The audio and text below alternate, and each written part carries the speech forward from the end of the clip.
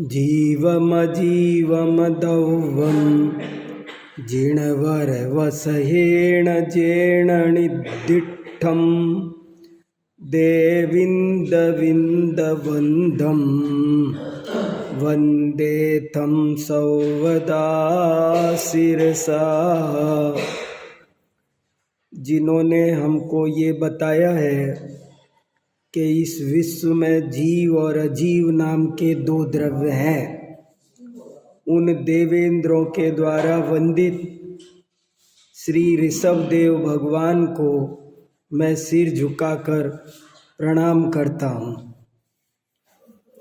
ये जो मैंने मंगलाचरण की गाथा बोली है, ये द्रव्य संग्रह आचार्य नेमी चंद्र देव ने लिखा है, उसके मंगलाचरण की गाथा है, पहली गाथा है।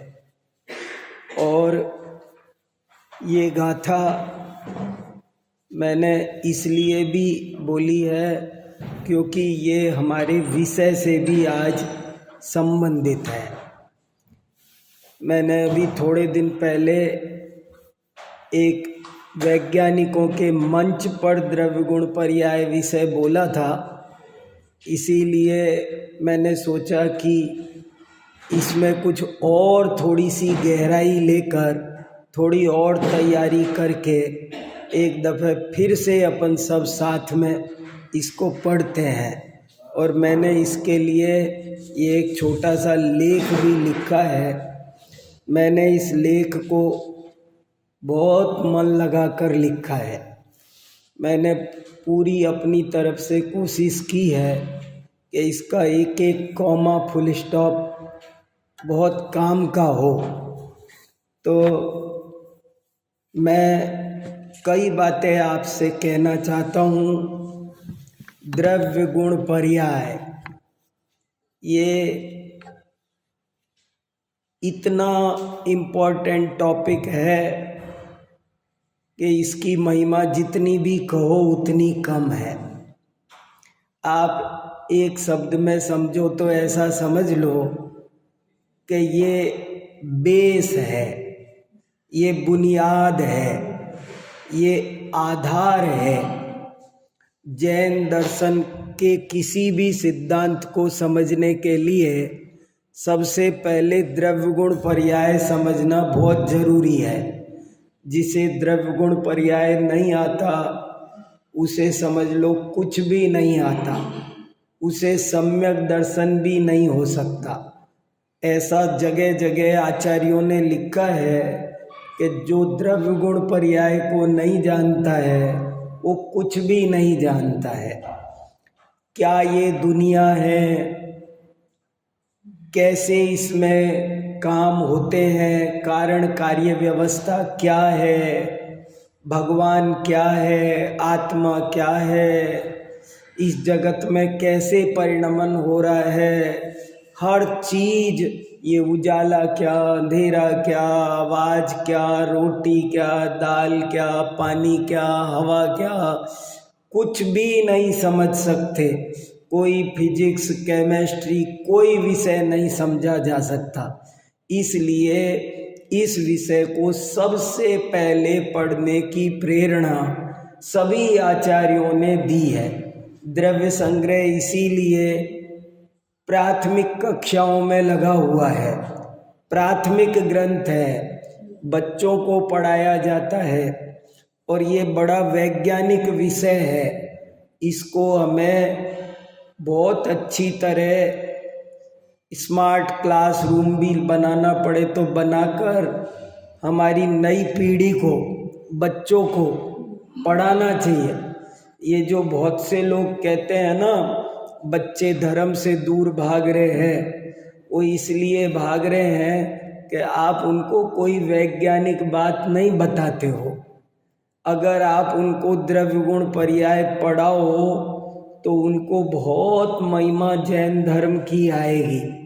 जैन दर्शन का असली तत्व ज्ञान उनको समझ में आएगा, वे बहुत प्रभावित होंगे और इसमें बहुत गहराई से इस मार्ग में लगेंगे। तो हमको ये द्रव्य गुण पर्याय विषय को बहुत गंभीरता से पढ़ना चाहिए, पढ़ाना चाहिए। हमारा कोई शास्त्र ऐसा नहीं है, कोई पूछे ये किस शास्त्र में विषय आया, तो इसका उत्तर ये है कि ये किस शास्त्र में नहीं आया। ये तो सभी शास्त्रों में, कोई भी शास्त्र उठा के इतनों में से कोई भी पन्ना खोलो तो मैं आपको बता दूंगा कि देखो ये रहा द्रव्य गुण पर्याय। हर पन्ने पर द्रव्य गुण पर्याय है। इसलिए इस विषय को थोड़ा स्टडी करने के लिए मन लगा करके पढ़ना समझना चाहिए, तभी सारी बात स्पष्ट होगी।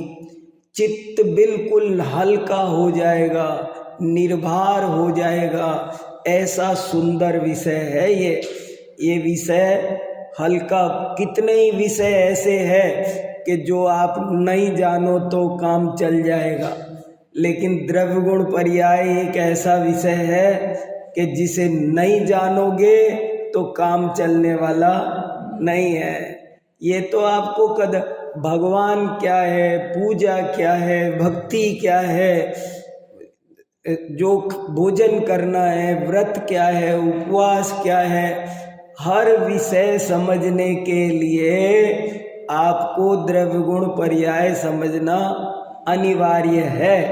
इसलिए इस विषय को अपन अच्छे से समझें, अच्छे से समझाएं तो बहुत लाभ अपना भी होगा और समाज का भी होगा। पहले के ज़माने में इस विषय के बड़े एक्सपर्ट विद्वान होते थे।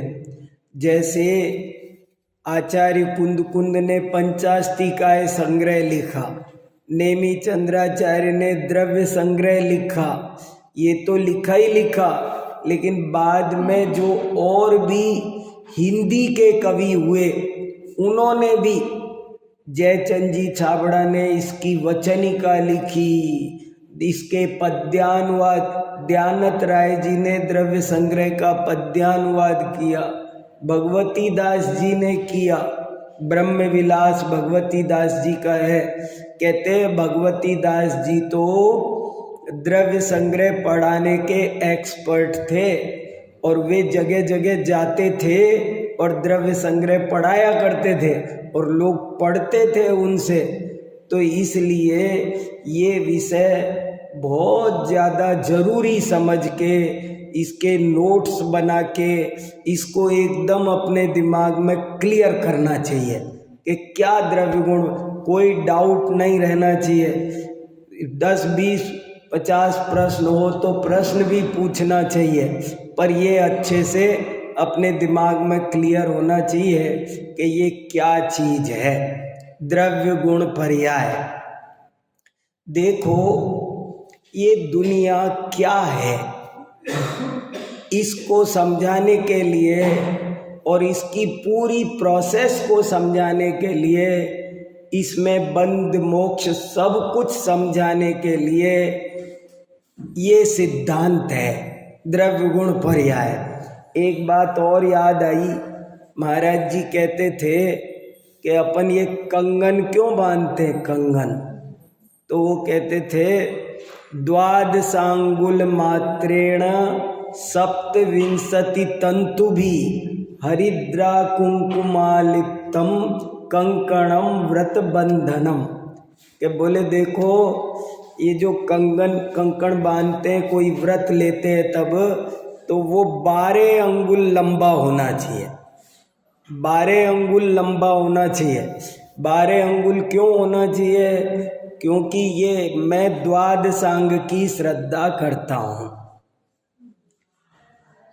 सप्तविंशति तंतु भी, उसमें पतले पतले कुल मिलाकर 27 धागे होते हैं और 27 धागे 9 के 3 भाग में बटे होते हैं। 27 धागे 3 भाग में इसलिए बटे होते हैं क्योंकि उनका संबंध रत्नत्रय से है, सम्यक दर्शन, सम्यक ज्ञान, सम्यक चारित्र से है। और 27 धागे क्यों होना?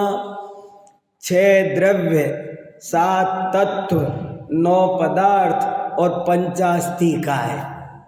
ये कितने हो गए ना? 27। 6 द्रव्य, 7 तत्व, 9 पदार्थ और 5 अस्तिकाय, ये मिलाकर 27 हो गए। तो बोले 27 क्यों? इसलिए।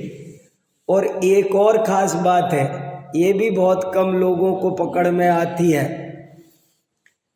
हमारे शास्त्रों में ऐसा वर्णन क्यों आया कि कहीं तो 6 द्रव्यों का वर्णन है, कहीं पर 5 अस्तिकाय का है, कहीं पर 7 तत्व का है, कहीं पर 9 पदार्थ का है। ऐसा वर्णन क्यों? तो उसका उत्तर हम सबको याद रहना चाहिए। जैन आचार्यों की पॉलिसी है कि कोई भी बात तभी पूरी होती है जब उसे द्रव्य क्षेत्र काल भाव से कहो, तब वो कंप्लीट होती है, वरना वो बात इनकम्प्लीट है। उसमें द्रव्य भी होना चाहिए, क्षेत्र भी होना चाहिए, सारी बात अधूरी है। आप ऐसा समझो कि मैं यहाँ कोई तस्वीर टांगूं तो उस तस्वीर में चारों तरफ चौखट होनी चाहिए। अगर एक तरफ चौखट ना हो तो वो कसेगी नहीं, निकल जाएगी बाहर। ऐसे ही कोई भी बात कहना हो तो 4 तरह से कसना जरूरी है, द्रव्य क्षेत्र काल भाव। तो ये दुनिया कैसी है, जैन आचार्यों से पूछा तो उन्होंने उत्तर दिया, द्रव्य अपेक्षा उत्तर देने लगे तो 6 द्रव्य चर्चा अब निकल के आ गई। जब क्षेत्र अपेक्षा समझाने लगे तो 5 अस्तिकाय की चर्चा आ गई। जब काल अपेक्षा समझाने लगे तो 9 पदार्थ की चर्चा आ गई, और भाव अपेक्षा समझाने लगे तो 7 तत्व की चर्चा आ गई। इसमें कोई विरोध नहीं है। लोग समझते नहीं, ऐसे क्यों कहा, 6 द्रव्य कहे, फिर 7 तत्व क्यों कहे, फिर 9 पदार्थ क्यों कहे। अरे द्रव्य क्षेत्र काल भाव चारों की अपेक्षा से कथन करना है ना, इसलिए ये किया। अब देखो, काल का बोध ये कि जब आश्रव है तब बंद नहीं, पहले आश्रव फिर बंद फिर संबर, फिर वो क्रम है, काल के क्रम से होता है, इसलिए काल का बोध होता है। मोक्ष सबसे अंत में होता है तो मोक्ष के सबसे अंत में, ये बिल्कुल काल क्रम से होते हैं। हाँ, वो तो आश्रव बंध के भेद है। वो भी कैसे, पुण्य पाप नहीं, पाप पुण्य। पहले जीव अनादि काल से पाप में है, पाप से पुण्य में आएगा, पुण्य से शुद्ध अवस्था में संवर में बढ़ेगा आगे, ऐसा क्रम है।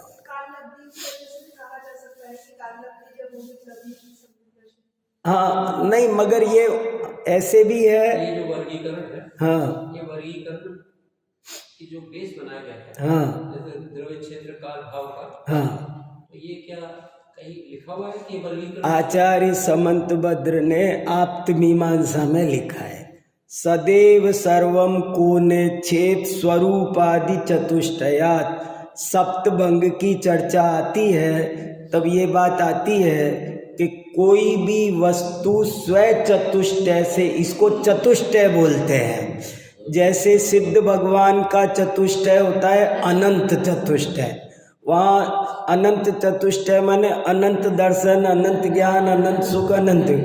लेकिन प्रत्येक पदार्थ में भी एक चतुष्टय होता है, पुद्गल में भी होता है चतुष्टय। उस चतुष्टय का नाम है स्वचतुष्टय, स्वद्रव्य, स्वक्षेत्र, स्वकाल, स्वभाव। जैसे ये माइक अपने स्वद्रव्य क्षेत्र काल भाव की अपेक्षा सत है, परद्रव्य क्षेत्र काल भाव की अपेक्षा असत है।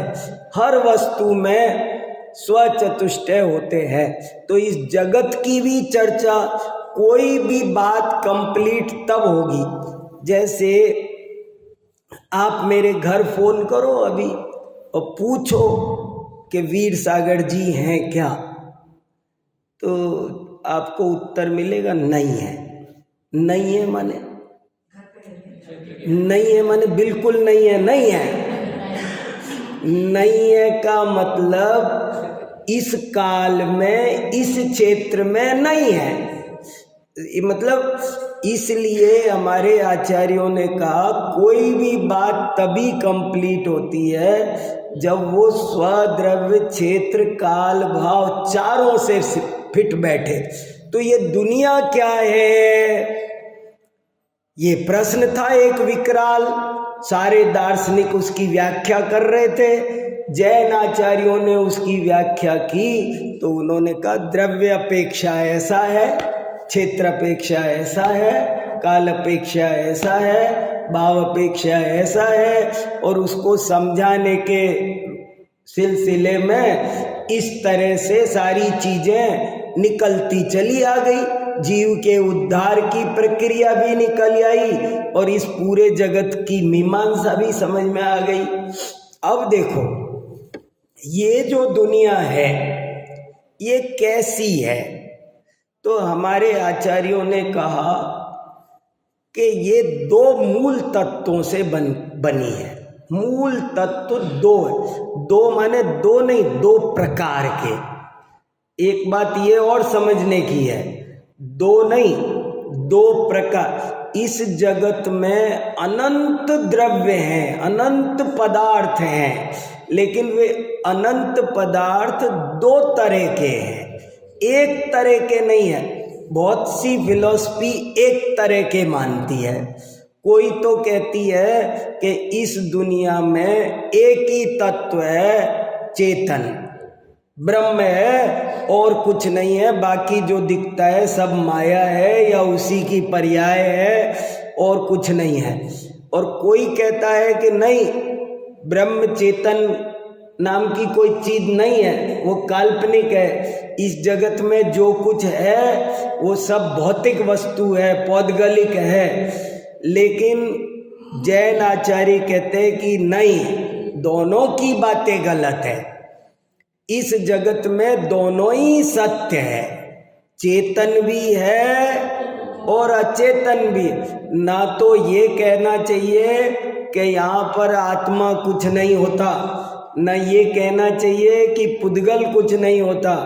आत्मा भी सत्य है और पुद्गल भी सत्य है, दोनों द्रव्य सत्य है। दोनों माने दोनों प्रकार के, ऐसे समझना है। जीव भी है, अजीव भी है, चेतन भी। ये जगत चेतना चेतनात्मक है, इसमें चेतन भी पदार्थ है और अचेतन भी। कुछ पदार्थ चेतन है और कुछ पदार्थ अचेतन है, बट है दोनों के दोनों, एक नहीं है। पहली बात तो ये। दूसरी बात, अब अचेतन पदार्थ भी 5 तरह के हैं। उनमें से एक है पुद्गल, वो आपको दिखता है, उसमें स्पर्श रस गंध वर्ण पाए जाते हैं। आपको हमको जो कुछ दिखाई देता है इस दुनिया में, आपको हमको जो कुछ दिखता है सब पुद्गल है। हमारे जो इंद्रियों का विषय बन जाए वो पुद्गल है। 6 प्रकार के द्रव्य हैं, 5 प्रकार के अजीव और 1 प्रकार का जीव। न जीव हमारे ज्ञान का विषय, इंद्रिय ज्ञान का विषय जीव भी नहीं बनता। और धर्म, अधर्म, आकाश, काल, ये भी हमारे इंद्रिय ज्ञान के विषय नहीं बनते। इन सब को हमें अनुमान ज्ञान से जानना पड़ता है। वास्तव में पुद्गल ही हमको इंद्रियों से दिखाई देता है, इंद्रियों से पुद्गल ही दिखता है। और जो कुछ हमें इंद्रियों से दिखता है, इंद्रियों से दिखता का मतलब सब लगा लेना, दिखना मतलब सुनता भी लगा लेना, चखता भी, सूंघता भी, छूता भी। जिसमें स्पर्श है, रस है, गंध है, वर्ण है, वो पुद्गल है। और एक और रहस्य की बात है, जिसमें है उसमें ये सब है, स्पर्श रस गंध वर्ण। ऐसा नहीं है जैसे एक फिलॉसफी ने ऐसा कहा कि किसी में स्पर्श मिलता है, किसी में रस मिलता है, किसी में गंध 5 भूत है, पृथ्वी जल अग्नि वायु वनस्पति आकाश, क्या इनके उन्होंने अलग अलग एक एक गुण माने। गंधवती पृथ्वी, ऐसे उनने सूत्र लिखे। स्पर्शवत्यापः, पानी में स्पर्श होता है, वो ठंडा होगा या गर्म। पृथ्वी में गंध होती है। लेकिन जैन आचार्यों ने क्या कहा कि जहां इनमें से एक होगा, स्पर्श होगा, तो गारंटी से रस भी होगा, वर्ण भी होगा, गंध भी सब होंगे। 4 कम से कम होना जरूरी है। स्पर्श रस गंध वर्ण वंतः पुद्गलः, ये पुद्गल की परिभाषा है। आपको दिखे ना दिखे लेकिन है, और आप भी थोड़ा दिमाग लगाओगे तो दिख जाएगा। जैसे मोटी मोटी चीज कई बार क्या होता है, अब जैसे ये कुर्ता है, अब ऐसा लगता है इसमें कलर तो है, इसमें देखो साहब स्पर्श भी है, इसमें रंग भी है, पर इसमें रस ऐसा लगेगा, कोई कहेगा इसमें रस कहाँ है, लेकिन रस नहीं होता। तो बहुत से लोग ऐसे ऐसे क्यों चबाते रहते मुंह में, मुंह चबाते रहते, देखा होगा ना लोग कॉलर चबा रहे, मतलब उसमें है रस। जो चौक हम फेंकते, चौक लोग चौक खाते, मिट्टी खाते, मिट्टी में खाली गंध तोड़। तो ऐसी कोई चीज नहीं है। इस लाइट में टेस्ट है कि नहीं है? जिसमें स्पर्श है उसमें रस भी है, गंध भी है। ये बहुत बड़ी एक 6 द्रव्य समझना तो बहुत दूर की बात, अकेला एक पुद्गल द्रव्य समझ लो तो दुनिया हिल जाए। और वैज्ञानिकों को इतनी सामग्री जैन शास्त्रों से मिले, जैन आचार्यों ने पुद्गल द्रव्य का ये 2 का ज्यादा विस्तार से वर्णन किया। एक जीव द्रव्य का क्योंकि हम हैं, और एक पुद्गल द्रव्य का क्योंकि उसमें हमें भ्रम होता है। तो एक गलत रास्ते पर नहीं जाना है इसलिए, और सही रास्ते पर जाना है इसलिए, और बाकी धर्म द्रव्य अधर्म द्रव्य उनका ज्यादा विस्तार से वर्णन नहीं है। क्यों? क्योंकि ना तो उनसे हमारा कोई ज्यादा भ्रम होता है, और मोटी मोटी बात उनको समझानी थी कि जीव पुद्गल यदि गमन करते हों तो जो निमित्त बने वो धर्म द्रव्य है। जो जीव पुद्गल के रुकने में निमित्त बने वो अधर्म द्रव्य है। जो जीव पुद्गल को जगह दे उसका नाम आकाश द्रव्य है। जो जीव पुद्गलादि सब द्रव्यों के परिणमन में निमित्त बने उसका नाम काल द्रव्य है। ऐसे इनकी चर्चा हो गई और इनमें ज्यादा उदाहरण की भी जरूरत नहीं पड़ी। अब धर्म द्रव्य क्या होता है तो उन्होंने एक ही उदाहरण दिया सब जगह कि जैसे मछली को चलने में जल सहायक होता है। अधर्म द्रव्य का एक ही उदाहरण दिया कि जैसे राहगीर को छाया सहायक होती है। पेड़ बोलता नहीं कि तुम रुको, कोई राहगीर गुजर रहा है वो छाया देख के रुक गया, तो पेड़ ने रोका क्या जबरदस्ती? रोका नहीं, वो तो रुक गया। लेकिन रुका तो वो निमित्त से ही वो छाया निमित्त थी। छाया नहीं होती तो वो अभी नहीं रुक रहा था, लेकिन छाया पर उसका रुकने का निमित्त कारण का आरोप आया, इसलिए वो अधर्म द्रव्य है। तो ऐसे ये जो दुनिया बनी है ये इन 6 प्रकार के बेसिक सब्सटेंसेस से बनकर बनी है। ये बेसिक सब्सटेंस ये हैं, और ये बेसिक कभी बदलते नहीं हैं। ना ये पैदा होते हैं, ना ये नष्ट होते हैं, ना कभी एक दूसरे में धर्म द्रव्य कभी भी अधर्म द्रव्य नहीं बनेगा। देखो ये ध्यान रखना, यहाँ धर्म माने वो पाप पुण्य वाला धर्म अधर्म नहीं है, ये तो नाम है उन वस्तुओं के।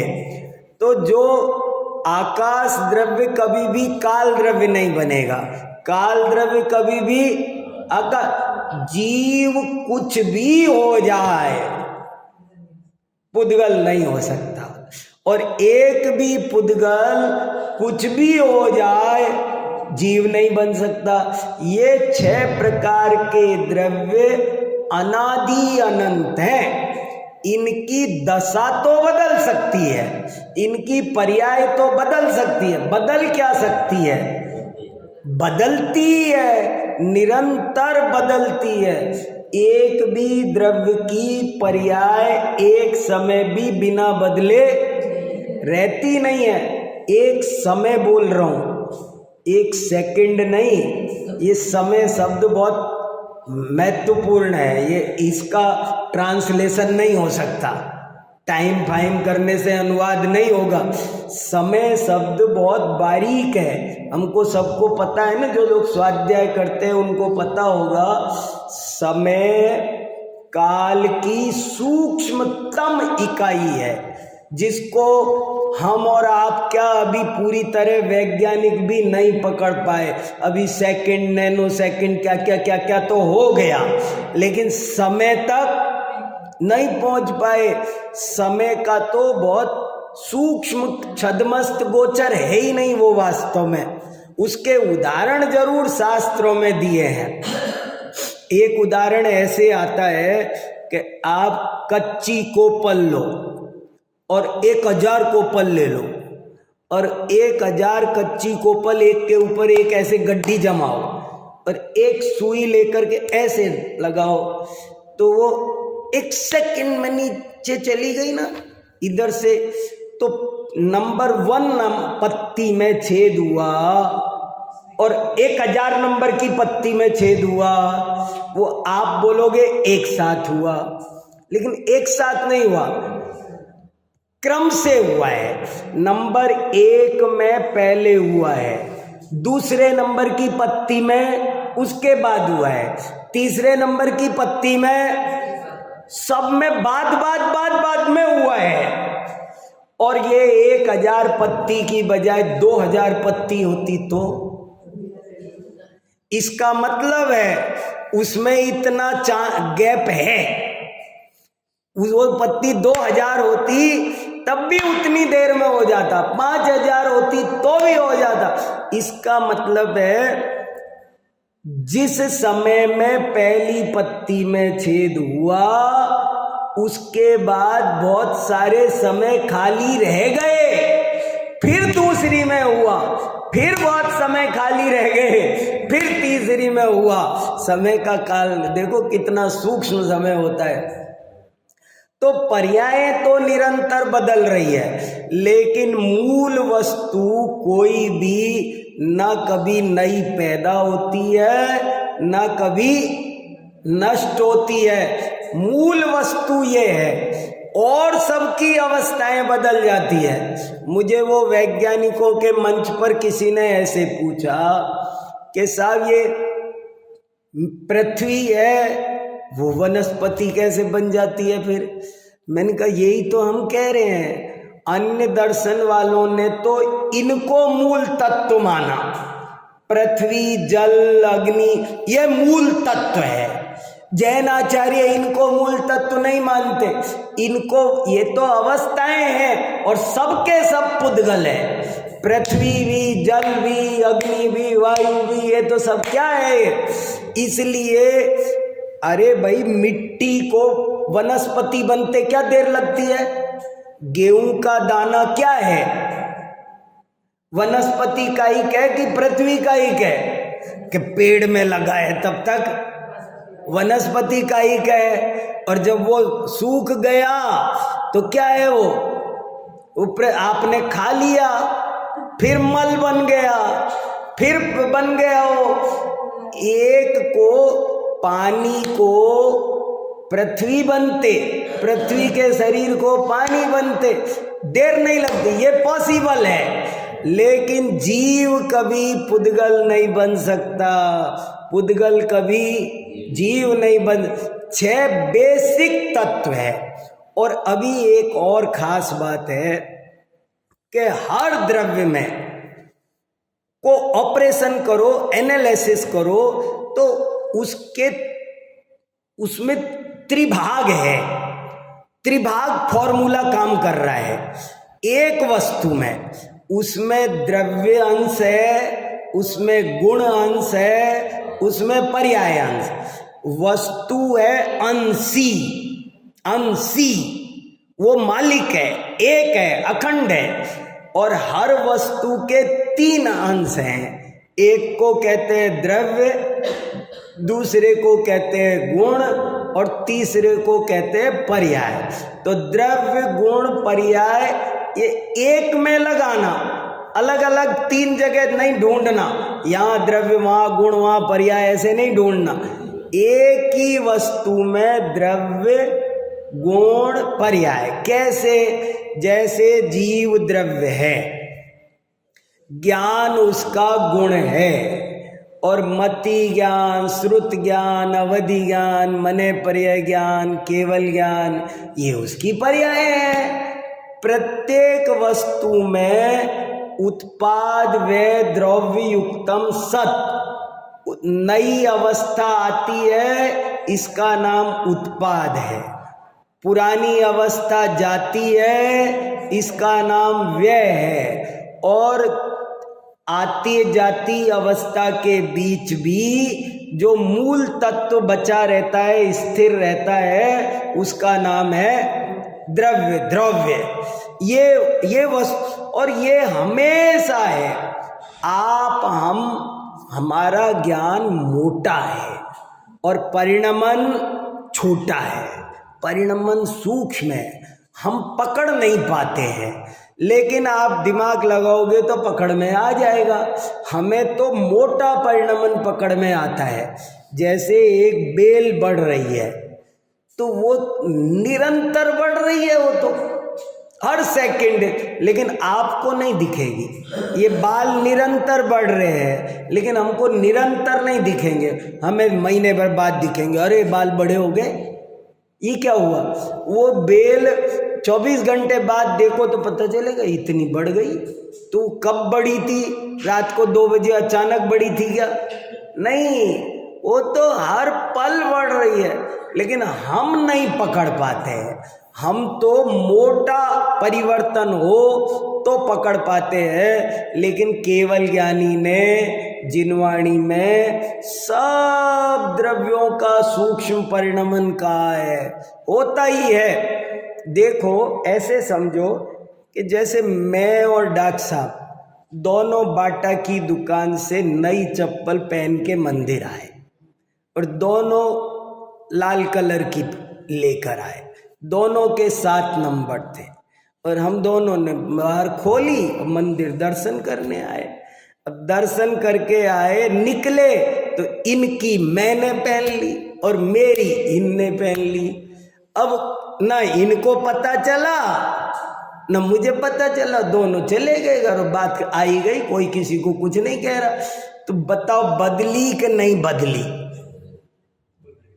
बदली तो है, तो पकड़ में नहीं आई। क्यों नहीं पकड़ में आई? क्योंकि दोनों का साइज एक था, दोनों का कलर एक था।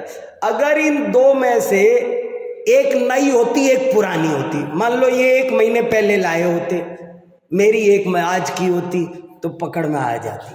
अगर इनकी लाल की बजाय काली होती तो पकड़ में आ जाती। अगर इनकी का 7 नंबर की बजाय 8-6 नंबर कुछ होता तो पकड़ में आ जाए। ऐसे हमको समान परिणमन पकड़ में नहीं आता है। केवल ज्ञान भी निरंतर परिणमन करता है, सिद्ध दशा में भी निरंतर परिणमन होता है, लेकिन वो परिणमन हमारे आपके पकड़ में, केवल ज्ञान ऐसा नहीं होता कि एक बार हो गया अनंत काल तक होई, उसकी भी अवस्थाएं निरंतर बदलती है। बदले नहीं तो वो ये कैसे जाने कि आज मंगलवार है? समझ में आया? आज मंगलवार है कैसे जाने? अगर वो कल वाला ही केवल ज्ञान हो पार्श्वनाथ भगवान के पास, तो वो तो ये जान रहा था कि कल मंगलवार होगा। अब आज तो ऐसा जान रहा है कि आज मंगलवार है। ज्ञेय बदल रहे हैं और वो उस ज्ञान में झलक रहे हैं। इससे सिद्ध होता है कि ज्ञान भी बदल रहा है। तो ये द्रव्य गुण पर्याय की थ्योरी बहुत सुंदर है और बहुत इम्पोर्टेंट है। और क्या क्या है, कैसे परिणमन होता है, वो सब समझने लायक है। देखो थोड़ा सा पढ़ते हैं, इसमें लिखा है, बहुत गहराई से लिखने की कोशिश की है, बहुत दिन में जाके लिखा है, ऐसे ही नहीं लिखा। देखो, द्रव्य की परिभाषा, संख्या, उसके प्रकार एवं पर्यायवाची शब्द मैंने ग्रुप पर भी डाला है। जो लोग ग्रुप में होंगे ना, उनके तो फोन पर भी होगा ये। देखो क्या हेडिंग डाला, द्रव्य की परिभाषा, संख्या, उसके प्रकार एवं पर्यायवाची शब्द। चार बात हेडिंग में डाली है और चारों बातें यहाँ अंदर मिलेगी। देखो, गुण पर्यायों के समूह को द्रव्य कहते हैं। और ये बात मैंने मेरी तरफ से नहीं लिखी, आचार्य उमा स्वामी ने तत्वार्थ सूत्र में 5वें अध्याय में 38 नंबर के सूत्र में। प्रामाणिक सुनने की आदत डालो, प्रामाणिक बोलने की आदत वक्ताओं को रहनी चाहिए, बहुत जरूरी है। वक्ताओं के भी कान कस के रखो, कहाँ लिखा बताओ, तब अच्छा प्रमाण होना चाहिए। जिनवाणी का अभ्यास कोई मजाक थोड़ी है अपनी तरफ से। आप यहाँ किसको सुनने बैठे हो, वीर सागर को कि जिनवाणी को? फिर तो इसलिए देखो, गुण पर्याय व द्रव्यम, तत्वार्थ सूत्र 5/38 नंबर लगाया ना। गुण पर्यायों के समूह को द्रव्य कहते हैं। अब देखो आगे क्या लिखा, वे अनंत हैं जिन्हें दो प्रकार के भी कहा जा सकता है, जीव और अजीव, तथा 6 प्रकार के भी कहा जा सकता है, जीव, पुद्गल, धर्म, अधर्म, आकाश और काल। जिसमें चेतना पाई जाए उसे जीव कहते हैं। ये याद करने लायक है। जो स्पर्श रस गंध वर्ण वाला हो उसे पुद्गल कहते हैं। देखो, स्पर्श रस गंध वर्ण वाला हो, शब्द वाला नहीं लिखा। शब्द पुद्गल की स्वभाव पर्याय नहीं है, विभाव पर्याय है। एक पुद्गल में शब्द नहीं होता। पुद्गल हमेशा दो पुद्गल, शब्द हमेशा दो पुद्गल टकराए तो होता है। अकेला चना भाड़ नहीं फोड़ सकता, अकेला पुद्गल शब्द उत्पन्न नहीं कर सकता। दो पुद्गल टकराए तो शब्द बनेगा, अकेले पुद्गल में शब्द नहीं होता। इसलिए जीव उस पुद्गल के लक्षण में शब्द नहीं लिखा, केवल स्पर्श रस गंध वर्ण ये सब में होगा। एक परमाणु भी ऐसा नहीं मिलेगा जिसमें स्पर्श रस गंध वर्ण ना हो। जो जीव पुद्गलों के गमन में निमित्त होता है उसे धर्म द्रव्य कहते हैं। जो जीव पुद्गलों के ठहरने अर्थात रुकने में निमित्त होता है उसे अधर्म द्रव्य कहते हैं। जो सभी द्रव्यों को अवगाहन में निमित्त होता है उसे आकाश द्रव्य कहते हैं। जो सभी द्रव्यों के परिवर्तन में निमित्त होता है उसे काल द्रव्य कहते हैं। द्रव्य, वस्तु, चीज, अर्थ, अस्ति, सत, सत्ता, सामान्य, अन्वय, विधि, ज्ञेय, प्रमेय आदि अनेक शब्द द्रव्य के पर्यायवाची हैं। देखो सरल करने की कोशिश की ना, कितने शब्द है। अब बिल्कुल ऐसे ही गुण का है। गुण की परिभाषा, संख्या, उसके प्रकार एवं पर्यायवाची शब्द जो द्रव्य के सभी भागों और सभी अवस्थाओं में पाया जाए उसे गुण कहते हैं। ये भी बराबर लिखा है रेफरेंस देकर। वे भी अनंत हैं जो दो प्रकार के होते हैं, सामान्य गुण और विशेष गुण। जो सभी द्रव्यों में पाए जाएं वे सामान्य गुण हैं, जैसे अस्तित्व, वस्तुत्व आदि, तथा जो एक ही प्रकार के द्रव्यों में पाए जाएं वे विशेष गुण हैं, जैसे ज्ञान, दर्शन, स्पर्श, रस आदि। गुण शक्ति, विशेषता, लक्षण, स्वभाव, प्रकृति, शील, आकृति, धर्म, अंग आदि अनेक शब्द गुण के पर्यायवाची हैं। देखो बहुत मार्मिक बातें हैं, बहुत कस के लिखी गई है। पर्याय की परिभाषा, द्रव्य एवं गुणों के परिणमन को पर्याय कहते हैं। वे भी अनंत हैं, द्रव्य भी अनंत, गुण भी अनंत और पर्याय भी अनंत। पर्याय भी अनंत हैं जो दो प्रकार की होती हैं, द्रव्य पर्याय और गुण पर्याय। देखो ये स्वाध्याय करो तो ये सब याद होना चाहिए।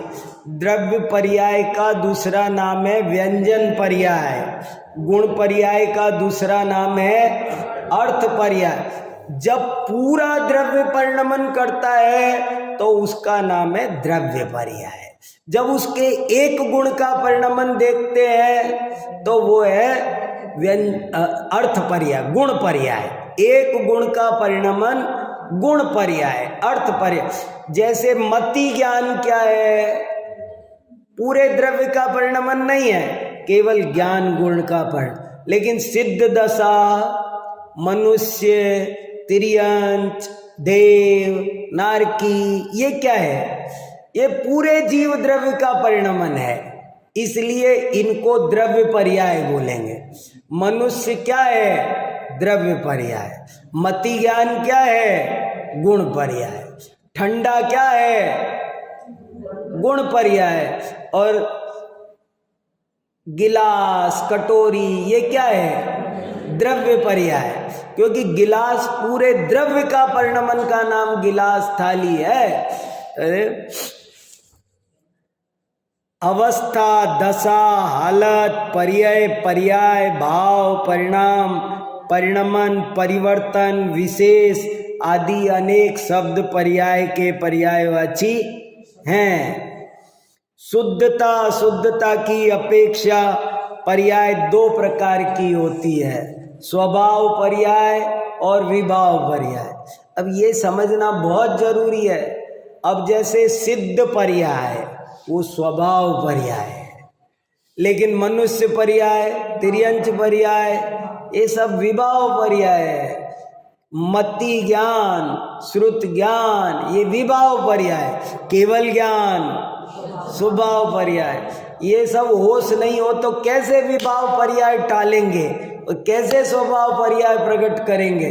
कम से कम जीव पुद्गल की तो स्वभाव विभाव पर्याय हमको सब अच्छे से समझ में आनी चाहिए। क्रोध क्या है, पहले बताओ, द्रव्य पर्याय है कि अर्थ पर्याय? वेरी गुड, क्रोध अर्थ पर्याय है। क्यों? क्योंकि वो पूरे द्रव्य की पर्याय नहीं है, चारित्र गुण की विकारी पर्याय का नाम क्रोध है। मान, माया, लोभ, ये सब ऐसे ही है, सब अर्थ पर्याय है। और अर्थ पर्याय भी विकारी, विभाव, विकारी और विभाव एक ही बात है। स्वभाव पर्याय और विभाव पर्याय पहचानना जरूरी है। अवधि ज्ञान क्या है, अर्थ पर्याय। और कौन सी अर्थ पर्याय? विभाव अर्थ पर्याय, स्वभाव अर्थ पर्याय नहीं है।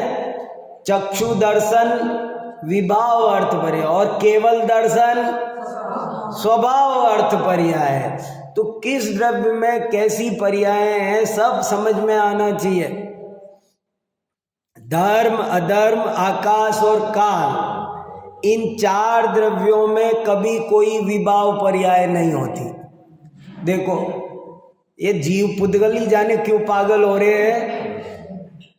धर्म, अधर्म, आकाश, काल कभी भी विकारी नहीं होते। देखो तो सही, आकाश द्रव्य कभी विकारी नहीं होता, काल द्रव्य कभी विकारी नहीं होता, अशुभ काल नहीं होता। देखो 4 द्रव्यों में कोई विभाव पर्याय नहीं होती। विभाव पर्याय केवल 2 द्रव्यों में होती है, जीव में या पुद्गल में। जीव में कब होती है? जीव में भी इसमें भी एक खास बात है। एक को कहते समान जातीय विभाव पर्याय और एक को कहते असमान जातीय विभाव पर्याय। समान जातीय विभाव जैसे ये चौकी है, माइक है, ये समान जातीय विभाव पर्याय। अनेक पुद्गलों से बनी है इसलिए विभाव पर्याय। एक पुद्गल की नहीं है ना, लेकिन सब पुद्गल मिले इसलिए इसका नाम क्या है? समान जातीय विभाव पर्याय। और मनुष्य पर्याय क्या है? मनुष्य पर्याय एक जीव और बहुत सारे पुद्गल मिला के लड्डू बना दिया, ये लो जी ये मनुष्य है। तो ये क्या हुआ? असमान जाति है। असमान जाति माने हाँ, 2 जाति के द्रव्य मिल गए, एक जीव जाति एक पुद्गल जाति। तो असमान जातीय पर्याय भी होती है, समान जातीय विभाव पर्याय भी होती है। धर्म, अधर्म, आकाश और काल, इन 4 द्रव्यों में कभी कोई विभाव पर्याय नहीं होती।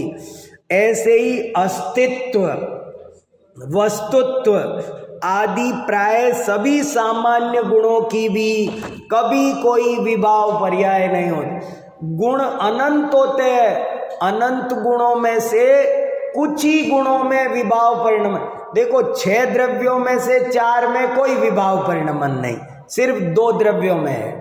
2 द्रव्यों में भी अनंत गुण हैं, उनमें सब में विभाव परिणमन नहीं होता, थोड़े से गुणों में विभाव परिणमन होता है। जैसे मेरे अंदर श्रद्धा गुण है, ज्ञान गुण है, चारित्र गुण है, ऐसे अस्तित्व गुण भी है, वस्तुत्व गुण।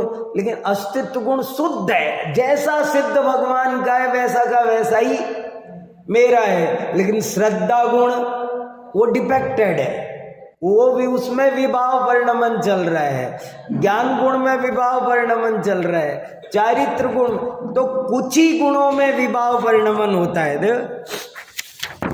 देखो सभी द्रव्यों की स्वभाव विभाव पर्याय क्या क्या होती है। देखो द्रव्य पर्याय और गुण पर्याय, ये चार्ट बनाया हमने। जीव द्रव्य की स्वभाव पर्याय सिद्ध दशा, विभाव पर्याय मनुष्य, तिर्यंच, नार की देव। पुद्गल द्रव्य की स्वभाव पर्याय क्या? अणु। अणु रूप रहे तो स्वभाव द्रव्य पर्याय, और स्कंद बन गया तो विभाव पर्याय हो गई। 2 मिले और विभाव, अकेला रहे तो स्वभाव, ये भी अजब गजब की बात है। 2 मिले तो विभाव, एक है अकेला है तो शुद्ध है, 2 मिल गए तो पानी अकेला है तो शुद्ध है, दूध अकेला है तो शुद्ध है, और दोनों मिल गए तो दूध भी अशुद्ध और पानी भी अशुद्ध, दोनों अशुद्ध होते हैं, एक नहीं अशुद्ध होता। ऐसे नहीं कि साहब दूध में पानी मिला दिया, दूध अशुद्ध हो गया। लेकिन पानी भी, अब मान लो आज मेरा ऐसा व्रत है कि मैं पानी ले सकता हूँ और कुछ नहीं ले सकता, तो वो पानी तो शुद्ध है कि नहीं? वो ले सकता हूँ? नहीं, तो पानी भी अशुद्ध हो गया। दूध पानी दोनों 2 मिले तो दोनों अशुद्ध है। तेल भी शुद्ध है, घी भी शुद्ध है, और मिला दो तो दोनों ही अशुद्ध है। अशुद्धता 2 द्रव्यों के मिलने से आती है, ये द्रव्य गुण पर्याय सिद्धांत का रहस्य है। स्वतंत्रता ही द्रव्य वस्तु का स्वरूप है। तो धर्म द्रव्य लोक प्रमाणाकार रहता है, अधर्म द्रव्य, आकार द्रव्य, काल द्रव्य, ये सब स्वभाव पर्याय है, इनमें कोई दिक्कत नहीं। गुण पर्याय देखो जरा, जैसे जीव की स्वभाव गुण पर्याय केवल ज्ञान, लेकिन विभाव गुण पर्याय मति ज्ञान राग आदि। जीव पुद्गल द्रव्य की स्वभाव पर्याय स्पर्श, लेकिन वो स्पर्श में स्पर्श रस गंध वर्ण, जैसे नारंगी कलर, तो नारंगी कलर वो ओरिजिनल कलर नहीं है, वो जो मूल 5 रंग है वो मूल 5 में नहीं आता है, 2 रंग मिल करके, ऐसे बहुत सारे रंग है ना, कि जो नारंगी किस से बनता है, पीला और लाल मिल करके बनता है। तो लाल रहता तो भी स्वभाव रह जाता, पीला रहता तो स्वभाव, ये नारंगी बन गया, ये क्या तमाशा हुआ। तो ये इसको विभाव पर्याय माना।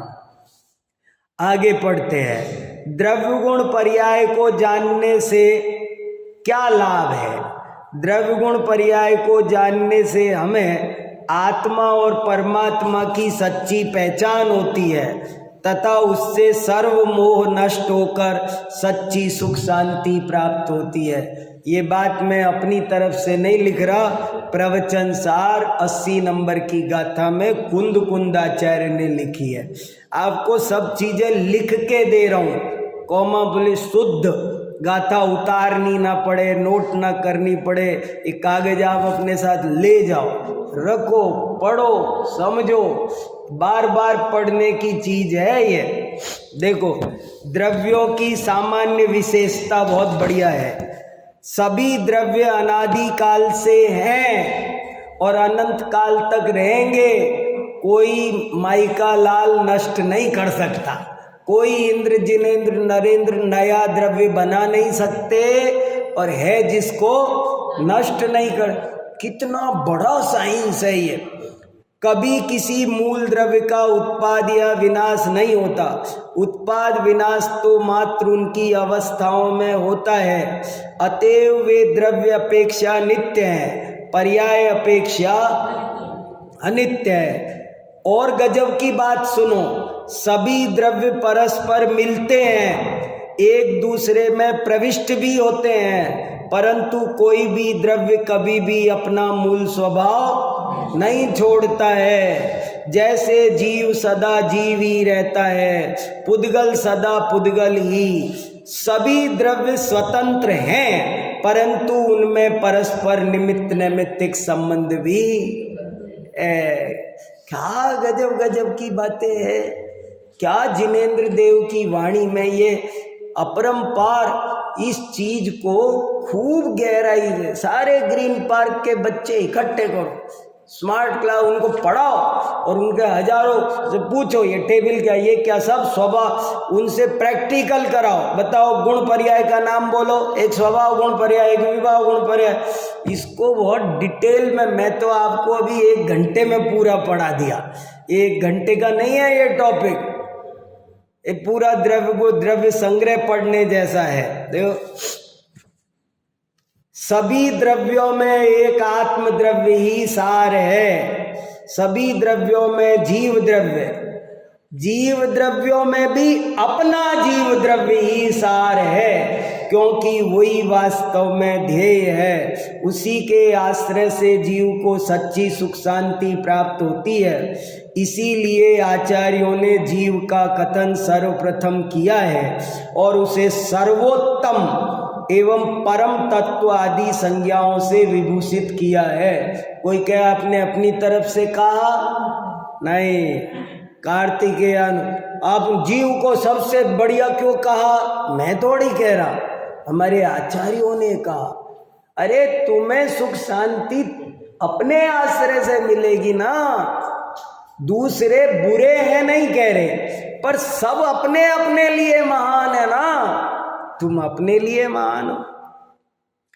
द्रव्य गुण पर्याय एक अत्यंत प्रयोजनभूत विषय है। हमें अपने व्यावहारिक जीवन में निरंतर इसका प्रयोग करना चाहिए। हर एक वस्तु या घटना पर लगाकर देखना चाहिए। इससे संयोग दृष्टि या पराधीन दृष्टि छूटकर स्वभाव दृष्टि, स्वाधीन दृष्टि का विकास होता है, स्वपर भेद विज्ञान होता है। आज तक जितने भी जीव सुखी हुए हैं वे सब भेद विज्ञान से ही हुए हैं। अपना टॉपिक भी भेद विज्ञान का चल रहा था। आप ये समझ लो, उसी टॉपिक को अच्छे से समझने के लिए द्रव्य गुण पर्याय का टॉपिक समझना वो बेस है, कंपलसरी है। सबसे क्या भेद विज्ञान करोगे अगर द्रव्य गुण पर्याय नहीं समझ में आया तो। इसलिए ये विषय एक बहुत ही गजब का है। मैंने थोड़ा जल्दी जरूर पढ़ा दिया है, पर आप उसको हल्के में मत लेना। मुझे तो घड़ी थोड़ा सा दिखती जा रही थी बार बार। मौसम सर्दी का, सब आप निकल के आए, बड़ी बात है, तो इसलिए ये विषय बहुत अच्छे से मन लगा के समझो। और कोई भी बात समझ में नहीं आए तो खूब पूछो, आपस में पूछो, हमसे पूछो। हमको नहीं आता होगा तो हम भी किसी से पूछ करके पढ़ के और बताएंगे। इसमें जो पंचाक्षरी का है, गाथा नंबर 7 है। हाँ जी, ये क्या करेगा? देखो बहुत अच्छी गाथा है। अर्णोर्णम पविसंता दिनता होगा स्मर्ण मर्णस्य मेलंता वियनिच्छम सग सद्भावम न विजहंती। मैंने एक दिन बोला है यहाँ पर, और इस पर अभी 1 घंटा चर्चा कर सकते हैं। ये कह रहा है सब द्रव्य परस्पर मिलते हैं पर नहीं मिलते हैं। आप ठंडाई बनाओ तो ठंडाई में नमक भी डलता है, काली मिर्च भी डलती है, चीनी भी डलती है, 10 चीजें डलती है, और उनको खूब घोट देते हैं बिल्कुल सिलबट्टे पर, लेकिन फिर भी क्या वो मिल जाती है?